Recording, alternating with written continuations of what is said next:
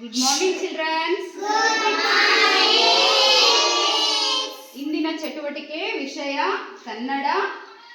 ಸ್ವರಗಳಿಂದ ಕೂಡಿದ ಪದಗಳು ಆ ಇಂದ ಹಿಡಿದು ಅಂ ಅಹವರೆಗೂ. Are you ready?